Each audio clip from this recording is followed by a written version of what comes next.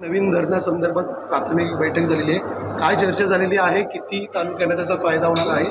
किती गावं बाधित होणार आहेत आणि किती पाणी एकंदरीत यामुळे उपलब्ध होणार आहे? सातारा जिल्ह्यामध्ये सुळशी नावाचं नवीन धरण, त्याला प्रायमरी डेटाला मंत्रिमंडळाने मान्यता दिली आहे. आज त्याच्यावरची विस्तृत बैठक झाली आणि धरणाचं काम एक्सपेडाईट करण्याच्या संदर्भामध्ये आज नियोजनाची बैठक झाली.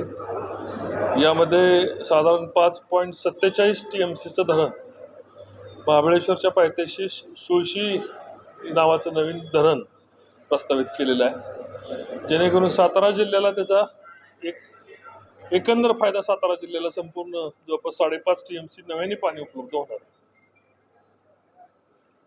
सर, पण एकंदरीत काही प्रमाणात विरोधही होत आहे. 3 गावांचं पूर्णतः स्थलांतर होत आहे. 3 गावं अंशतः बाधित होणार आहेत.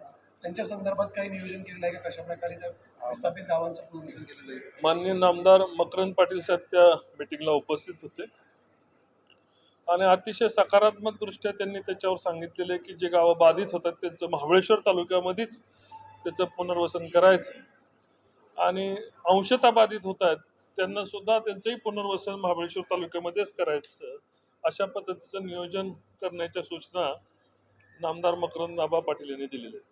विशेषतः कुठल्या कुठल्या तालुक्यांना फायदा होईल? कारण दुष्काळग्रस्ताचा मान महाबळेश्वरच्या जवळच आहे. त्याला कितपत फायदा होऊ शकतो? विशेष करून त्याला खंडाळा तालुका असेल, फलटण तालुका असेल, वाई असेल, उत्तर कोरेगावचा उत्तर भाग असेल, खटाव मान तालुका असेल, याला विशेष फायदा होणार आहे. चालेल, थँक्यू. थँक्यू.